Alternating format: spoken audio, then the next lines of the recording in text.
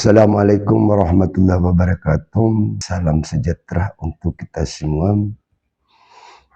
Alhamdulillah, puji syukur kita panjatkan kehadirat Allah Subhanahu wa Ta'ala, senantiasa merahmati kita semua dalam melaksanakan aktivitas kita sebagai mahasiswa, sebagai dosen, dalam rangka memenuhi salah satu persyaratan. Dan perkenankan pada kesempatan kali ini saya akan memperkenalkan diri. Nama Abdullah Muiz Qasim, SOS MPD, sebagai dosen Prodi Pendidikan Kewarganegaraan. NID-nya 081 608 6601, NUPTK 41446444720043. Pengasuh mata kuliah, salah satunya mata kuliah Sosiologi Agama, kode mata kuliah MKBK 224020241 pada semester 6 program studi pendidikan kewarganegaraan. Pertemuan dalam satu semester itu sebanyak 16 kali pertemuan, 14 kali pertemuan materi, 2 kali pertemuan masing-masing, 1 kali pertemuan UTS dan 1 kali UAS. Video ini dibuat untuk memenuhi salah satu syarat sertifikasi dosen tahun 2026. Pernyataan diri dosen dalam unjuk kerja Tridharma Perguruan Tinggi atau disingkat dengan PPD UKTP, khususnya di aspek pengajaran. Dalam proses pembelajaran, yang paling pertama saya cantumkan CPL Prodi.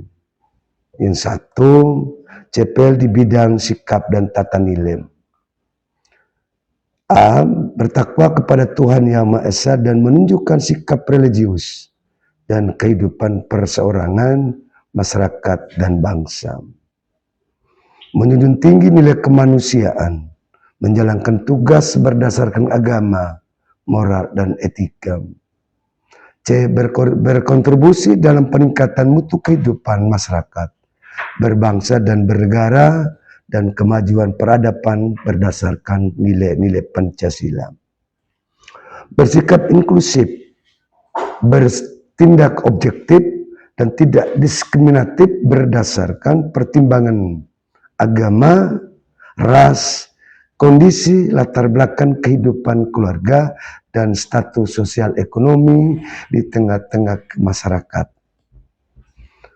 Menampilkan diri sebagai pribadi yang stabil, dewasa, arif dan berwibawa, serta berkemampuan adaptasi, fleksibel, pengendalian diri secara baik, inisiatif di tempat tugas dan pekerjaan di bidang sosial agama.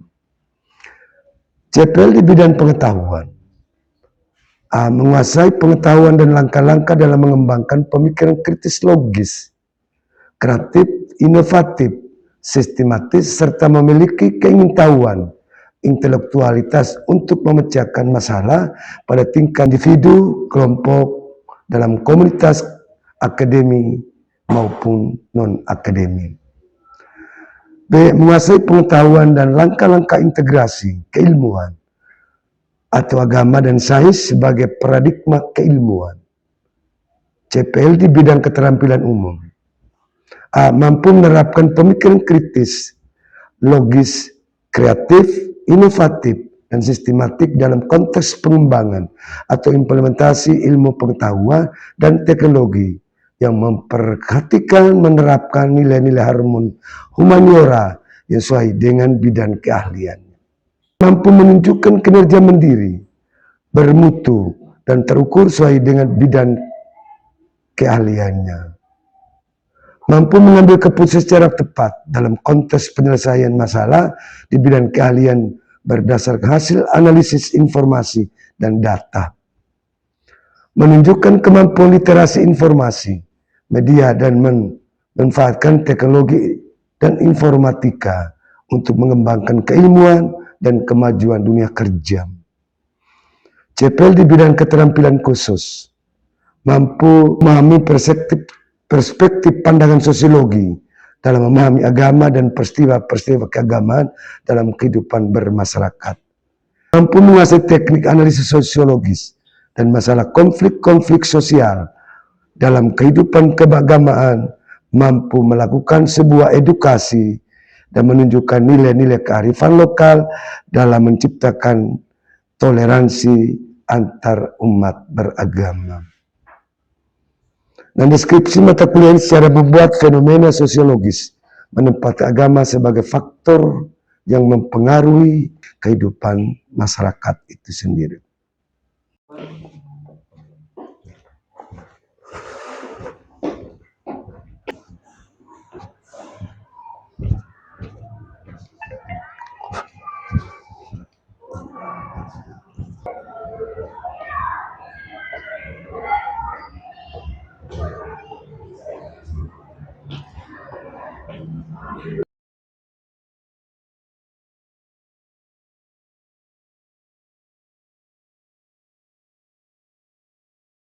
Baik, halo, apa kabar? Assalamualaikum warahmatullahi wabarakatuh. Selamat siang, salam sejahtera untuk kita semua. Dan sebelum kita memulai perkuliahan, saya mengajak kita semua untuk berdoa menurut agama dan kepercayaan masing-masing. Lain.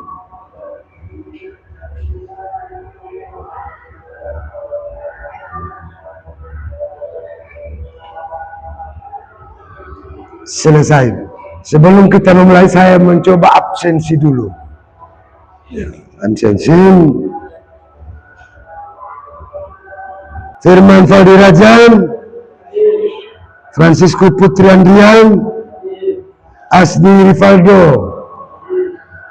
Maria Filen Farin, Maria Minaradal, Miranda Seran, Ulfa Debianti, Anastasia Donam. Oke, terima kasih. Kita sudah bersama, kita masuk pada mata kuliah tentang sosiologi agama semester 6 tahun ajaran 2026. Kita belajar membahas tentang bab 1 tentang konsep dasar sosiologi agama. Pengertian sosiologi agama.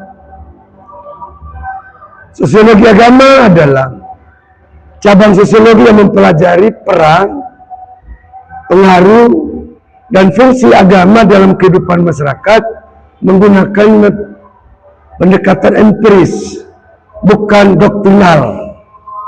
Disiplin ilmu sosiologi agama adalah membentuk struktur sosial, perilaku, dan kebudayaan, serta bagaimana interaksi sosial mempengaruhi agama itu sendiri. Yang kedua, sosiologi agama adalah cabang ilmu sosiologi yang mempelajari peran, struktur, dan fungsi agama sebagai gejala sosial, bukan dari sisi doktrin atau kebenaran teologis. Para ahli menekankan bahwa pendekatan terhadap masyarakat itu menggunakan pendekatan empiris, di mana agama dilihat sebagai sistem keyakinan yang mempengaruhi perilaku masyarakat dalam menciptakan solidaritas sosial. Nah, konsep yang paling utama adalah konsep sakral dan profan.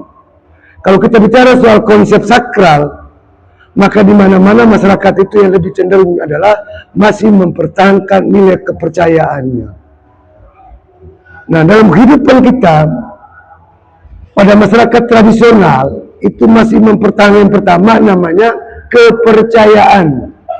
Kepercayaan kepada sesuatu yang dianggap memiliki sebuah sakral. Lalu yang kedua,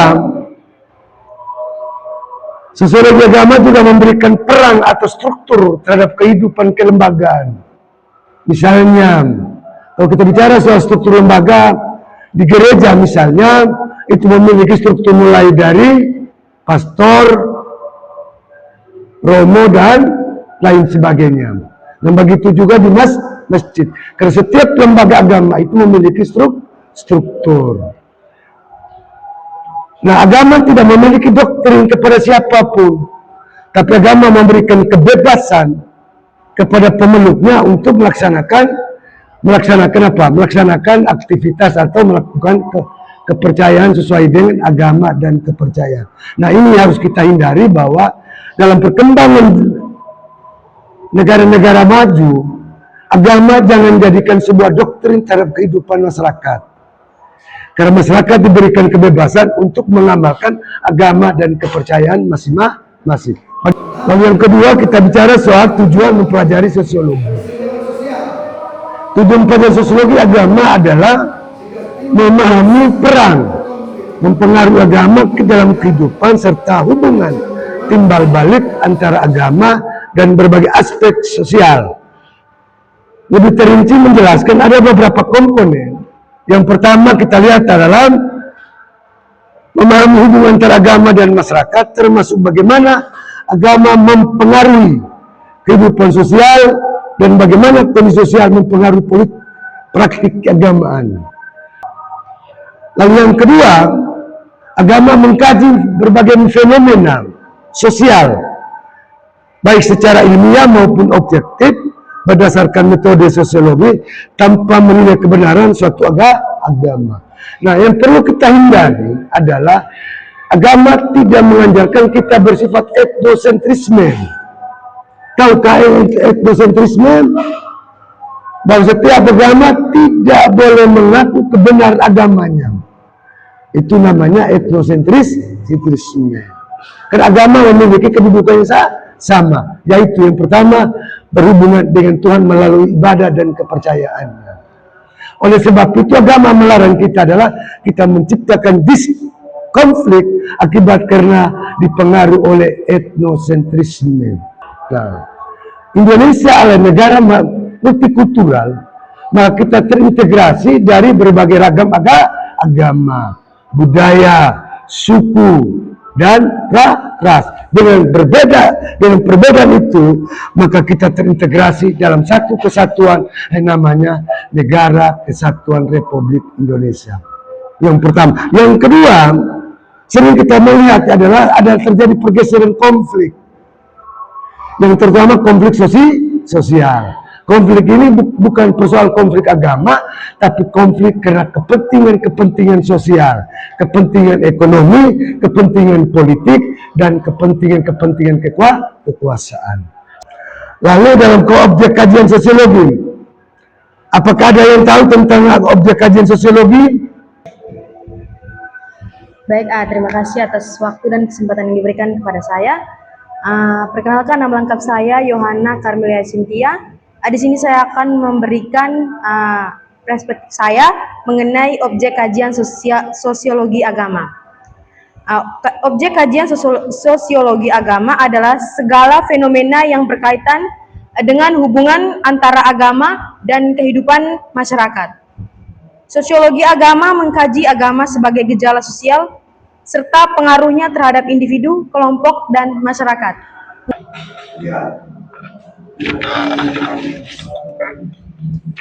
Perkenalkan, nama saya Muhammad Fajrul AS. Di sini saya akan menjelaskan tentang perilaku keagamaan. Perilaku keagamaan adalah mempelajari bagaimana individu atau kelompok menjalankan ajaran agama dalam kehidupan sehari-hari. Saya Pak. Oke. Baik, terima kasih atas waktu dan kesempatan yang diberikan. Yang kedua itu lembaga dan organisasi keagamaan, yaitu mengkaji struktur, fungsi, dan peran lembaga atau organisasi keagamaan. Saya Pak. Baik. Terima kasih atas kesempatan yang diberikan kepada saya. Perkenalkan, nama saya Nur Isna. Di sini saya akan menjelaskan tentang hubungan agama dan masyarakat. Hubungan agama dan masyarakat di sini menganalisis pengaruh agama terhadap kehidupan sosial, budaya, dan ekonomi politik, dan pendidikan, serta pengaruh kondisi sosial terhadap kehidupan beragama. Saya, Pak. Baik, perkenalkan nama saya Arini. Di sini saya akan menjelaskan tentang nilai dan norma keagamaan. Nilai dan norma keagamaan yaitu mengkaji bagaimana nilai dan norma yang bersumber dari agama membentuk sikap, perilaku, dan keterutan sosial. Saya, Pak. Oke, silakan sebut nama. Baik, terima kasih atas waktu kesempatan yang diberikan. Perkenalkan, nama saya Yoman Masama. Di sini saya akan menjelaskan tentang interaksi antar umat beragama. Jadi interaksi antar umat beragama itu mempelajari hubungan antar umat beragama termasuk kerjasama, toleransi, integrasi, maupun potensi konflik. Perkenalkan, nama saya Nabila. Perubahan sosial di kehidupan beragama, mengkaji dampak modernisasi, globalisasi, perkembangan ilmu pengetahuan dan teknologi terhadap praktik serta pemahaman keagamaan. Saya, Pak. Baik, terima kasih atas kesempatan dan waktu yang diberikan. Perkenalkan, nama saya Ode Destari. Di sini saya akan menjelaskan mengenai fenomena sosial keagamaan. Jadi mengkaji berbagai fenomena seperti ritual keagamaan, gerakan keagamaan, solidaritas sosial, konflik, dan integrasi dalam masyarakat. Objek kajian sosiologi, setiap mahasiswa menjawab dengan luar biasa. Mari kita tepuk tangan semuanya. Oke, kita masuk pada materi tentang konsep dasar kajian sosiologi. Konsep dasar kajian sosiologi adalah prinsip yang digunakan untuk memahami hubungan antara agama dan kehidupan masyarakat. Nah, sosiologi agama memandang agama sebagai salah satu lembaga sosial yang mempengaruhi perilaku individu dan kehidupan bersama. Konsep dasar kajian sosial agama itu kita pijak pada ada 7 komponen. Yang pertama, agama sebagai lembaga sosial. Artinya agama memiliki beberapa struktur, memiliki beberapa kaidah, memiliki beberapa lembaga-lembaga yang berkaitan berhubungan dengan agama itu sendiri. Dan yang kedua, interaksi antara agama dan masyarakat. Nah, ini kita lihat pada konteks kehidupan sosial. Orang masyarakat kita melakukan interaksi sosial itu tanpa melihat latar belakang agamanya. Tetapi dia hidup di tengah-tengah satu komunitas sosial, maka hubungan emosional baik antara individu, agamanya, secara komunitas itu mereka melakukan hubungan interaksi antara satu dengan yang lainnya. Lalu yang ketiga adalah agama memiliki nilai dan norma. Agama mengajarkan kita tentang apa? Apa itu nilai? Nilai terkait dengan sikap dan perilaku kita dalam kehidupan sehari-hari. Sedangkan norma itu adalah merupakan satu tata kelakuan atau norma atau hukum yang ditaati oleh agama. Setiap orang memiliki agama dan kepercayaannya. Misalnya, kalau kita bicara soal hukum agama, itu agama dapat membedakan mana yang baik dan mana yang buruk. Itulah agama. Lalu yang keempat adalah kelompok dan organisasi keagamaan. Itu adalah agama memiliki sebuah organisasi yang bersifat independen. Misalnya, kalau di masjid itu dalam organisasi misalnya namanya takmir masjid atau remaja masjid.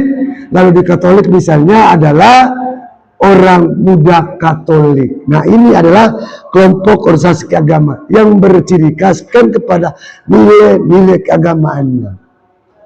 Lalu yang kelima adalah perubahan sosial dan agama. Nah, kalau kita lihat kehidupan kita, sering terjadi perubahan atau pergeseran agama akibat karena kemajuan atau pengaruh globalisasi terhadap kehidupan sosial. Nah, agama memberikan sebuah motivasi kepada masyarakatnya bahwa jika ada terjadi perubahan sosial dalam agama, maka agama hadir memberikan sebuah memberikan sebuah solusi untuk menjawab semua persoalan-persoalan yang dihadapi oleh masyarakat. Lalu yang keenam adalah pluralisme, keberagaman agama. Indonesia lebih cinta kepada toleransi. Toleransi baik itu secara budaya, toleransi bicara soal suku, toleransi bicara soal agama. Nah, ini menjadikan sebuah tolok ukur bangsa kita bahwa toleransi merupakan sebuah nilai yang sangat fundamental, sehingga tidak bisa akan berpengaruh terhadap oleh globalisasi. Dan yang terakhir adalah fungsi sosial agama. Yang paling mendasar adalah agama sebagai fungsi sosial kontrol terhadap umat. Jadi agama merupakan fungsi kontrol bagi umat pemeluknya melaksanakan ajaran agamanya. Harus agama tampil menjadikan sebuah kontrol. Nah, ini agama misalnya, yang ini tidak boleh dilakukan, ini tidak boleh dilaksanakan. Agama sudah membatasi ruang gerak kita, bahwa agama memberikan fungsi kontrol terhadap semua umat beragama. Yang kedua adalah agama memberikan pandangan hidup bagi orang beragama, atau disebut the life of religion. Ya, the life of religion. Jadi pandangan agama itu luar biasa itu terhadap pandangan kehidupan sosial beragama. Lalu dari 7 konsep ini adalah kita menyimpulkan bahwa konsep dasar sosiologi agama menekankan bahwa agama merupakan bagian penting dalam kehidupan sosial yang berinteraksi dengan masyarakat. Agama tidak hanya berperan dalam kehidupan spiritual, tetapi juga mempengaruhi nilai, norma, perilaku, solidaritas sosial, serta perubahan dalam masyarakat. Adik-adik, tinggal ada yang bertanya soal tentang sosiologi agama? Pak. Perkenalkan, saya Maria Handriyani Soka. Di tengah meningkatnya berbagai penyimpangan sosial, meskipun ajaran agama terus diajarkan. Pertanyaannya, bagaimana nilai dan norma keagamaan membentuk sikap, perilaku, dan keteraturan sosial dalam masyarakat? Oke, terima kasih atas waktu dan kesempatan yang diberikan. Perkenalkan, nama saya Yoman Masama. Di sini saya mau bertanya, mengapa masih terjadi konflik atau perpecahan di masyarakat meskipun terdapat banyak lembaga dan organisasi keagamaan yang berperan sebagai pembimbing moral? Sekian. Pertanyaan kedua saudara kita itu sangat menarik sekali. Nah, ini kita lihat pada kehidupan masyarakat kita. Pertanyaannya ada kaitan dengan bagaimana nilai dan moral dan norma itu keagama membentuk sikap, perilaku, dan keteraturan sosial dalam masyarakat. Ya, jadi yang pertama kita bicara soal bagaimana nilai dan norma yang paling mendasar menjadikan standar secara internal itu terjadi pelanggaran nilai dan norma itu akibat karena yang pertama menciptakan kecemburuan. Itu konflik yang pertama terjadi. Ya, setiap masyarakat itu ada yang menimbulkan kecemburuan, baik itu soal ekonomi, baik itu soal politik, baik soal apalagi soal kekuasaan. Lalu pertanyaan kedua, mengapa masih terjadi konflik? Nah, konflik itu terjadi meskipun banyak lembaga keamanan, ada faktor sosial, faktor ekonomi, faktor politik, faktor ego yang sangat dominan, sehingga berpengaruh terhadap sikap perilaku kita kepada setiap individu terhadap sesama atau dalam kehidupan sosial. Nah, kadang-kadang kehidupan ini orang salah gunakan dalam konteks pemahaman agama. Nah, faktor penyebab itu apa? Faktor penyebab konflik. Yang pertama, politik identitas. Ini sering masih berkembang di masyarakat kita. Ya, jadi kelompok ini tertentu memakai agama untuk mencari kekuasaan atau mempengaruhi orang lain. Lalu yang berikut adalah terciptanya egoisme kelompok, yaitu sikap perasaan saling benar membuat kelompok menolak kelompok yang lain. Lalu yang terakhir adalah literasi yang rendah, pemahaman kita yang rendah sehingga menyebabkan terjadi konflik adalah pemahaman ajaran agama yang sempit, sering memicu sikap dan fanatik berat lebihan. Tadi sudah saya katakan, orang memahami agama, meyakini agama, hindarinya sifat etnosentrisme, menganggap agamanya dia lebih baik ketimbang agama orang lain. Barangkali itu saja saya memberikan jawaban. Kesimpulan adalah agama menekankan bahwa agama merupakan bagian penting dalam kehidupan sosial yang berinteraksi dengan masyarakat. Agama tidak hanya perasaan berperang dalam kehidupan spiritual saja, tetapi juga mempengaruhi nilai dan norma, perilaku dan solidaritas sosial serta perubahan dalam masyarakat.